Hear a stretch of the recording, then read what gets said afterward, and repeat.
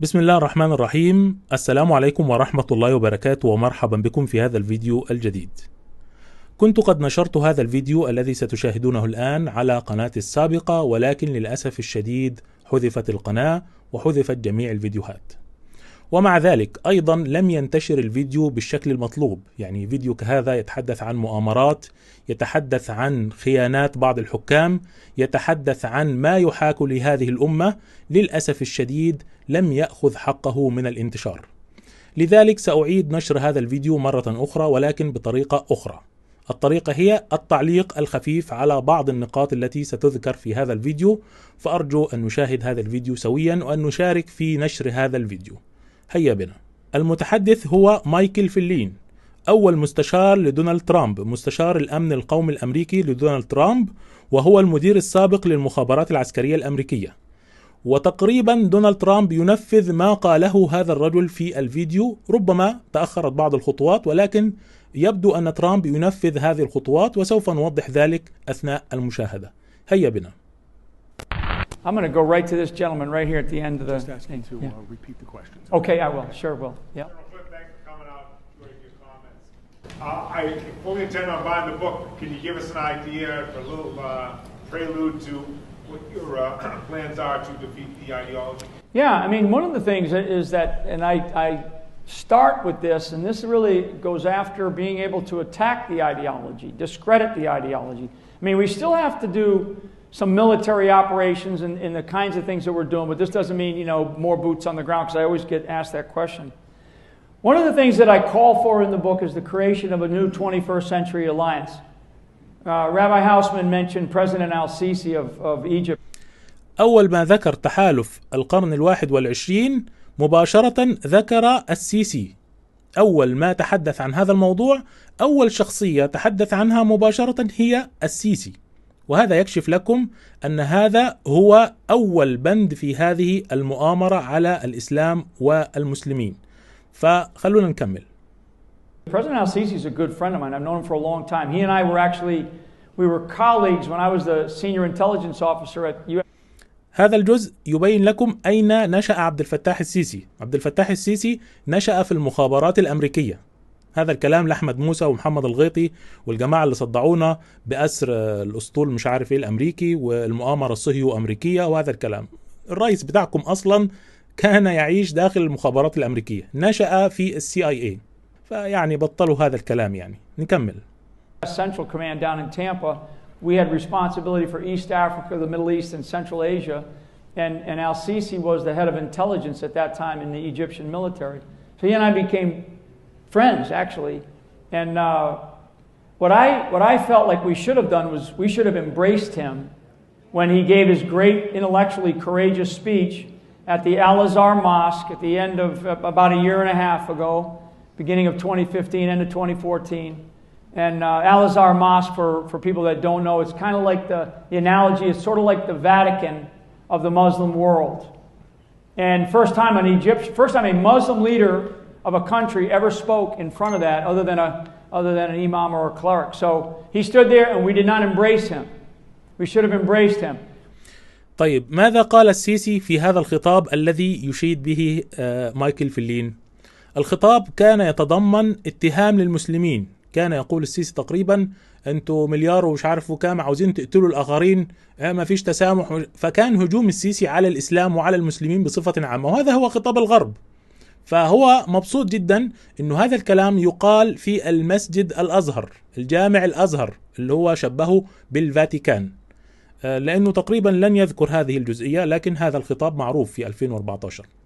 فنكمل. One of the things that I call for is a new 21st century alliance, and principally putting the burden on the backs of the Arab world.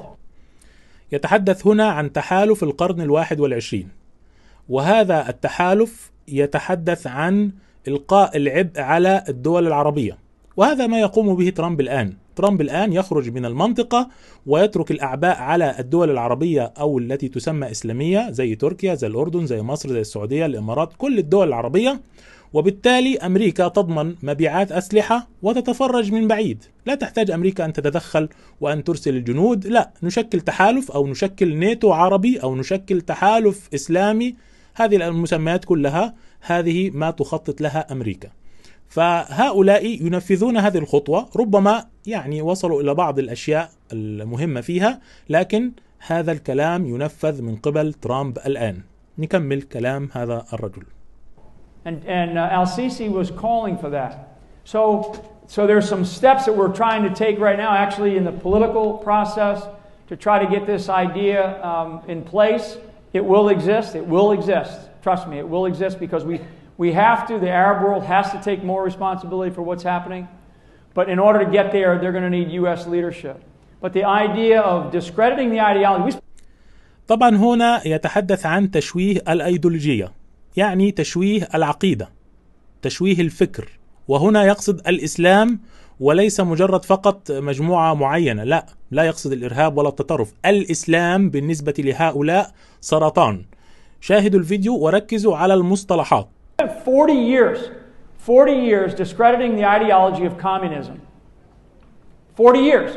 I mean, I remember as a kid talking, about communists, right, in school and what it meant and what we had to do as a kid growing up. We can't talk about radical Islamism in our school system. I mean, you'd be thrown out, you'd be suspended, you'd be sent home, and then you as parents with your kids, people would be wondering about you. You'd be called names. We can't have that. We are facing another ism, just like we face Nazism and fascism and imperialism and communism. This is Islamism. هذا هو فكر الإسلام. ركز معايا في المصطلحات. And it is a vicious cancer inside the body of 1.7 billion people on this planet. And it has to be excised. ركز معايا، بيتحدث عن جميع المسلمين، لا يتحدث عن مجموعة صغيرة أو مثلا 1,000,000 شخص أو مجموعة من الإرهابيين، مجموعة من المتطرفين، لا، هو يتحدث أن هذا الفكر الإسلامي الذي ينتشر في جسد 1.7 مليار شخص، هذا يجب أن يستأصل. كلام هذا الشخص. نرجع تاني لهذه النقطة، اسمعوها مرة أخرى. People would be wondering about you. You'd be called names. We can't have that. We are facing another ism, just like we face Nazism and fascism and imperialism and communism. This is Islamism, and it is a vicious cancer inside the body of 1.7 billion people on this planet, and it has to be excised. And we should not fear this idea. We should define it clearly, and we should go after it. Egypt's having the damnedest time right now, and we should be. طبعا هذا الرجل يركز تماما على مصر وعلى السيسي، لأن السيسي هو العميل المخلص لهم، هو الذي يقود هذه الحملة حتى الآن. السيسي هو الرجل الأمريكي الصهيوني في منطقة الشرق الأوسط، ولذلك يركز تماما على السيسي وعلى مصر. طبعا مصر عندها أكبر جيش في المنطقة في دول الشرق الأوسط، وبالتالي هم يحتاجون لهذه القوات ربما في تنفيذ مهمات أخرى داخل المنطقة. ركزوا معي. We should put al-Sisi on a pedestal. Honestly. I mean, we should because it's like the guy is like he recognizes it for what it is. Now, why? Maybe he spent a lot of time in the West. Maybe because he's got a decent education. Maybe because he's just a guy that.